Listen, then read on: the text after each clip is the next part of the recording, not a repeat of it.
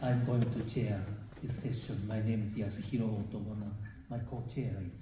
Yeah, it's my great honor to be a co-chair with Professor Ootomo. My name is Suk-kyung, Asan Medical Center. Nice to meet you. But we don't have enough time because 3 additional abstracts is added, so let me start immediately. The first abstract is the acute care surgery training system in South Korea. The speaker is Jun Sik Kwon, Ajou University, training director of KSACS.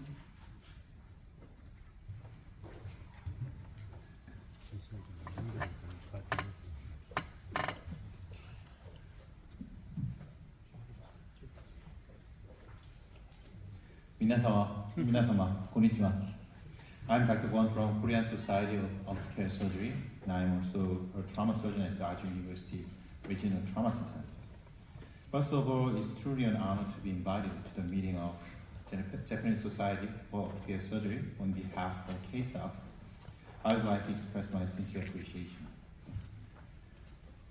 Today, I'll discuss the evolving process of ACS training in South Korea with reference to the US model and highlight how our 2 countries are shaping the future of acute care surgery education. Acute care surgery, or gyugyugeka in Japanese, is essential surgery for time-critical condition. ACS is built on 3 main pillars: trauma, emergency general surgery, and surgical critical care. The concept was developed in the United States in the early 2000s to respond to a crisis in trauma and emergency surgical coverage.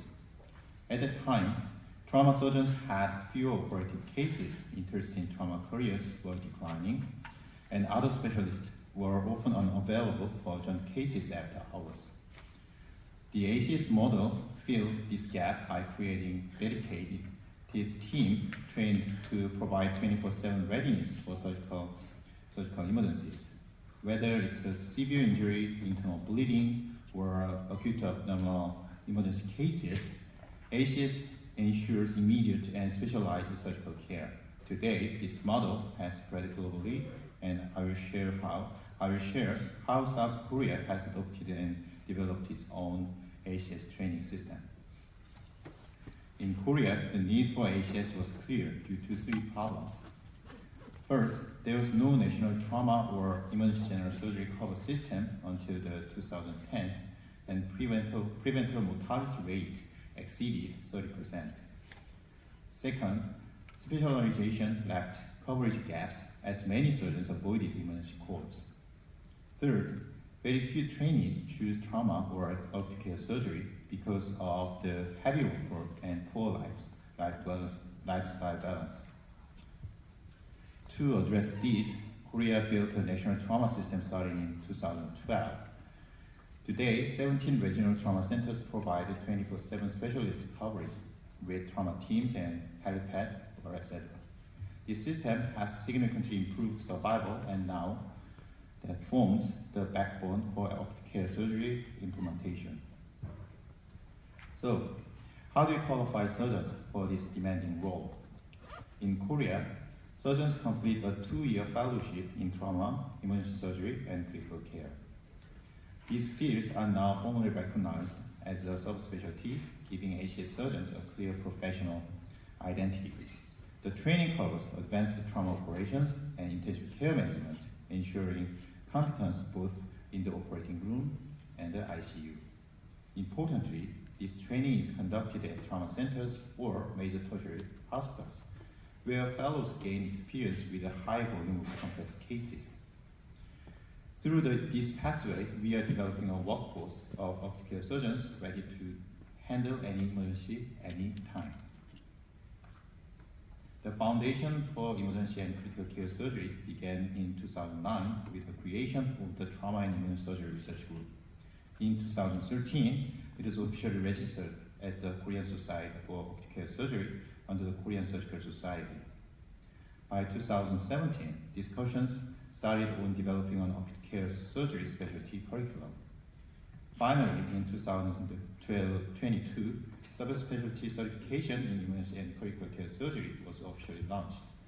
marking ACS as a recognized surgical field in Korea. In 2024, emergency and critical care surgery showed remarkable growth with 25 new subspecialty certification. This places it second only to gastric surgery, but had a colorectal or hepatobiliary surgery specialty.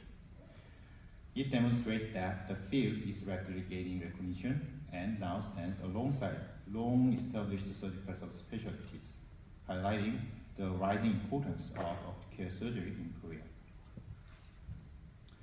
To earn certification in emergency and critical care surgery in Korea, candidates must meet both clinical and academic requirements. Clinically, this means performing at least 40 major ACS operations, including 10 trauma laparotomies or bowel sections, and managing 100 inpatients with at least 50 ICU cases. Academically, they need to attend scientific meetings, complete a KSACS course, present at a conference, and publish one article in the Journal of Acute Care Surgery. These requirements ensure both surgical competence and academic contribution in ACS. In the United States, the ACS fellowship has evolved step by step. In 2005, major surgical societies like WASD reorganized trauma, surgical critical care, and emergency surgery into a new model. This same year, an ASAP survey showed that nearly 75% of emergency departments lacked adequate on-call coverage. In 2006, the Institute of Medicine confirmed this shortage, leading to the first formal WASD ACS fellowship in 2008. By 2014, operating case requirements were refined. In 2018, the curriculum shifted from a rotation-based to a longitudinal experiential model with defined case minimums. This evolution shaped the ACS fellowship into the structured program, what we see today. In the United States, the pathway to acute care surgery begins with a 5-year general surgery residency, which includes mandatory rotations in trauma and critical care. After residency, trainees enter the ACS fellowship pathway. This typically starts with a 1-year surgical critical care fellowship accredited by the American Board of Surgery, followed by an additional year in trauma and emergency general surgery. Many programs also offered a combined 2-year ACS. Many programs also offered a combined 2-year ACS fellowship. For certification, there is currently no separate ACS board exam. Trainees are board certified in surgical critical care after the first fellowship year, while the second year is endorsed by the WASD to complete ACS training. In Japan, the concept of acute care surgery was introduced in 2009 with the creation of the ACS study group, like Korea. The official certification system was launched in 2018. And since then, the number of certified surgeons has steadily grown. By 2022, standardized regulations were enacted, and today, ACS is recognized nationwide as a specialty field. To qualify, surgeons must be board certified with several years of experience, complete trauma and emergency surgery cases, and finish the JATC course. Academic activity is also required, including publications and conference presentations. The certification process involves case review, written and oral exams, and final approval by the JSACS board. This system has built a structured and nationally recognized pathway for developing ACS surgeons in Japan. Korea's ACS system has grown rapidly but faces major challenges. The most urgent is surgeon shortage and burnout from heavy workload. Funding is unstable with budget cuts even threatening from training programs. Most surgeons are concentrated in capital area, leaving rural area underserved. Younger doctors also prioritize work-life balance, making ACS less attractive. Finally, policy barriers and maintaining skills remain concerns, as trauma surgeons are limited to trauma-only care by law in Korea. In short, long-term success depends on solving issues of workforce, funding, distribution, lifestyle, and quality. In summary, acute care surgery is an integrated field covering trauma and general surgery and critical care with the goal 24/7 readiness.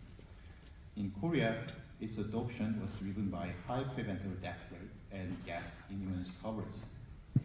This led to establishment of a new subspecialty in 2022, emergency, critical care, and trauma surgery, with structured training and certification requirements, including clinical cases, ICU care, and academic activities. Globally, in the United States runs an ACS fellowship through WASD, while Japan established the JSACS certification system with strict case and exam requirements. Despite progress, challenges remain: surgeon shortages, funding instability, uneven distribution, lifestyle barriers, and finally, policy gaps. Ultimately, ACS is essential to reducing preventable deaths and building sustainable surgical emergency care worldwide. That's it for my presentation. Thank you very much. Thank you very much. Keep the time. So he introduced Korean ACS fellow system compared with the United States and Japan. I open the floor for the question and comments.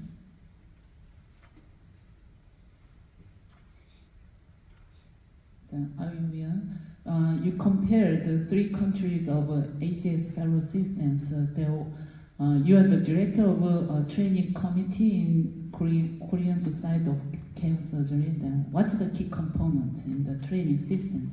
Actually, three countries of all, the concept of the training is quite similar. So as to certify them to care surgeons, we have to have ability to provide trauma procedures and have a high level of critical care and surgical emergency surgery. So those kind of things are the main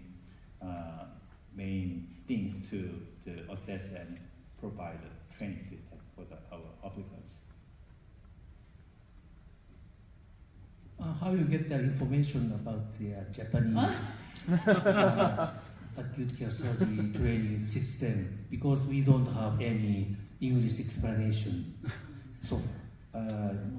To be frankly speaking, Dr. Hong provided me some of the information, and another things can provide by the personal contact. The Google. Google. Yeah, because these days we can have a good, decent translation system by Chrome, etc. Yeah, quickly let's move to the next speaker. Yep, thank you. Thank you very much. The next speaker is Jung Bae. He is a Yeungnam University and director of planning committee in KSACS, and as well he is a president of Korean Emergency Surgery Society. It was invented in this year. His topic is about the practical tips in organizing ACS team experience from South Korea. Please. Thank you, Chairman, for introducing me. Hello, everyone. I'm Bae JM from Yeungnam University Medical Center in Korea. I'm professor and planning director of KSACS and Korean Emergency Surgery Society president. My specialty is acute care surgeon in Yeungnam University Medical Center. Thank you for giving a valuable and honorable chance to me here. I have no conflict of interest.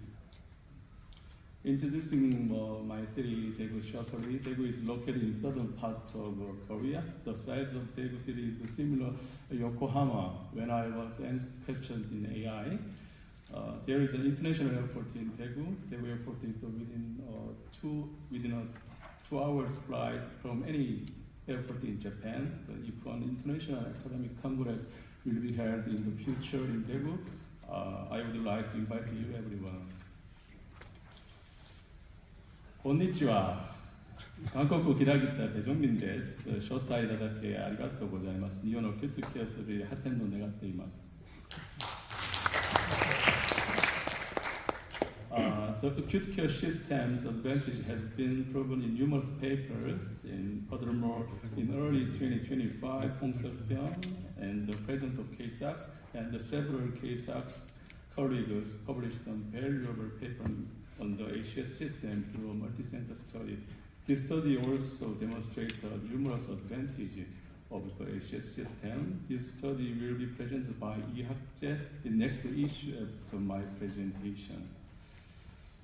Practically, I established and maintained the ACS team for 2017 to 2023. Today, I briefly share my experience establishing and managing the ACS team for past 7 years.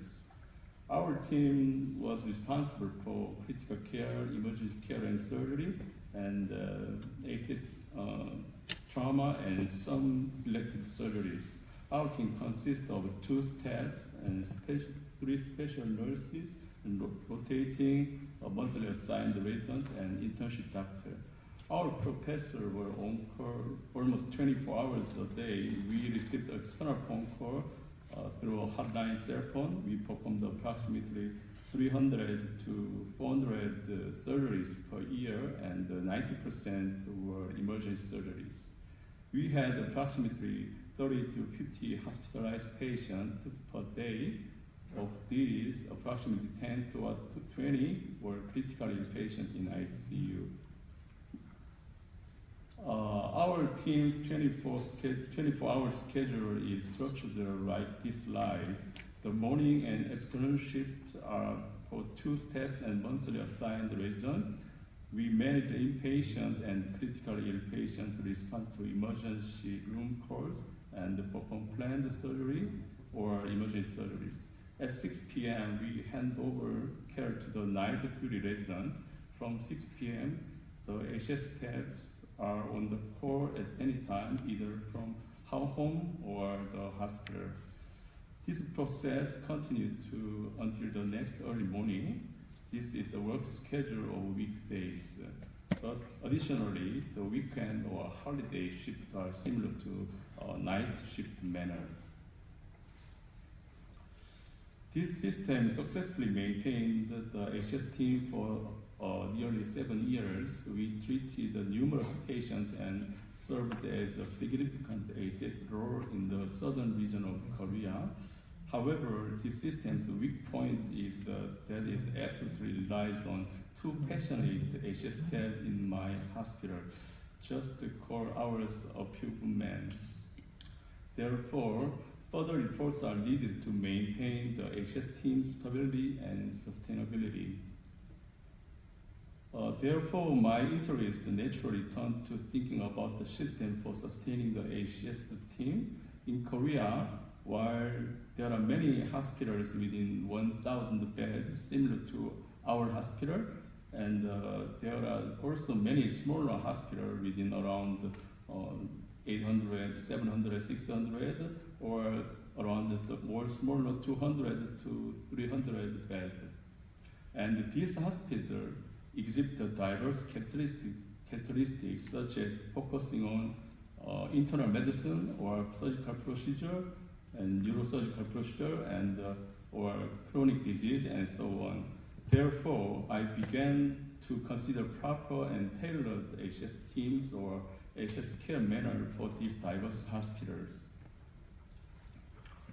In 2023, our researchers conducted a valuable research on the ACS system. The research involved myself and KSACS President Suk-kyung and several other KSACS colleague researchers. This study examined the Korean ACS system based on the experience of many hospitals and the actual ACS staff. This study concluded that the ideal ACS system requires at least 6 passionate specialized personnel assigned to each ACS department. At least the 6-member system ensures proper shift rotation and adequate rest and recharging period after work. This rest and recharging is crucial for maintaining the long-term stability of the ACS system. The second proposed model is a variation of the first.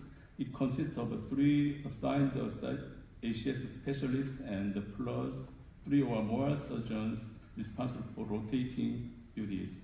This model is similar to the model described at my hospital. because it is difficult to the small number of ACS specialists to handle all the work and shift. Therefore, surgeons outside of the ACS department provide partial assistance. In my experience has shown that this model effectively manages the hospital's ACS operations and while maintaining the ACS team. But a pure gunman's dedication is essential, and this point is an important limitation of this system. Last model is that all duty of emergency surgery is performed by rotating and scheduled duty general surgeons. I believe that this model is currently being adopted by many hospitals in Korea. And next, our study revealed there are some prerequisites to operate successfully in three models, as I described them. These prerequisites are proper reward to ACS jobs, the active assistance of anesthesiologists to support emergency surgeries, and the well-equipped facility such as operating room or intensive care unit. Within 10 minutes, is all right? Yes, please. Take home message. In conclusion, based on my own experience, numerous study and research within KSACS colleagues, actually I found that ACS team system is highly effective. Several, as I mentioned, the prerequisite is important to sustaining the ACS team. I believe that this ACS team system should be properly applied to each hospital within diverse environment. Thank you for attention. Thank you. Thank you very much. In summarizing key components, do you have any question, comment? Yeah, Kojima. Thank you very much for your presentation. I'm Dr. Kojima from Science Tokyo Hospital. So I have one quick question. What is the role of assistant nurse in your ACS team? Because we do not have like assistant nurse in our team, so could you please explain? Very good question. The more and admitted patient, or more and the emergency call, and more and intensive care unit, and the very many job is increased. So as soon as possible, the duty of ACS job is simplified by ACS steps, and but other little bit slightly paperwork or very many exam schedule is operated by mechanically or regularly. So this job is dedicated to specialized nurse, and so they notified to me. So in this, according to in this system, so many to little doctors covered so many patients is possible. Usually in Korea, surgeons say one good nurse assistant is better than 10 residents. Then if you have no more questions, let's move to the next speaker. Thank you very much. Next speaker is Hak Jae Lee, Ulsan University. His topic is about the clinical outcomes of the implementation of ACS system in South Korea. Thank you, Chairman. Good afternoon, everyone. I'm Hak Jae Lee from Uijeongbu Eulji Medical Center. It's a great honor to present the lecture today. Today, I'll discuss the clinical outcomes of the implementation of the ACS system in South Korea. This is a disclosure of COI. This study was supported by the NECA in Korea. As Dr. Bae said previously, this study has been published in the ANG Journal of Surgery. As you know, the acute care surgery system integrates trauma, surgical critical care, and emergency general surgery, focusing on emergency situation in hospital. This system refers to dedicated surgeons who specialize in surgical emergencies. In today's lecture, I'll discuss its role in emergency general surgery. To provide timely treatment of patients who require emergency surgery, it is essential to have a structured emergency surgical system. The need for an acute care surgery system dedicated to managing emergency surgical patients has emerged. In the past, patients with acute abdomen were first evaluated by residents, then by chief resident, fellows, and finally by staff surgeons. This sequential process often causes delays in making the surgical decisions. After the ACS system was introduced, emergency physicians could directly notify the dedicated ACS surgeon, and this change significantly improved efficiency and reduced surgical delays. The ACS system was first introduced in the United States in the early 2000s. In Korea, university hospitals began adopting ACS systems in the mid-2010s.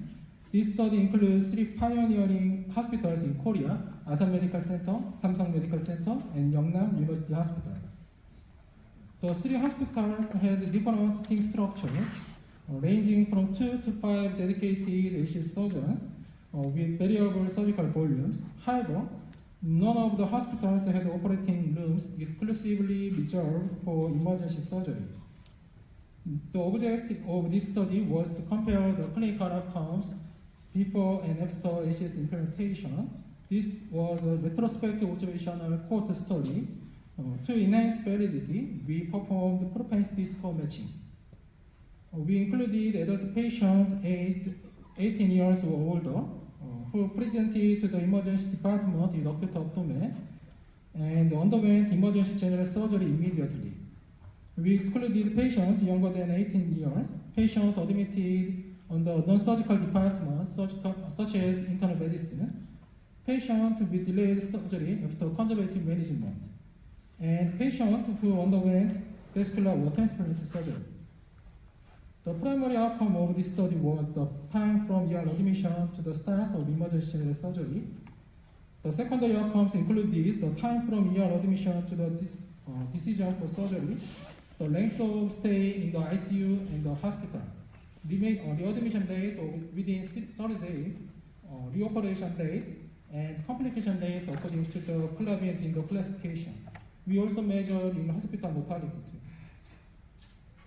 Patients were enrolled during the following period before and after ACS implementation. We applied a 6-month window period for ACS implementation.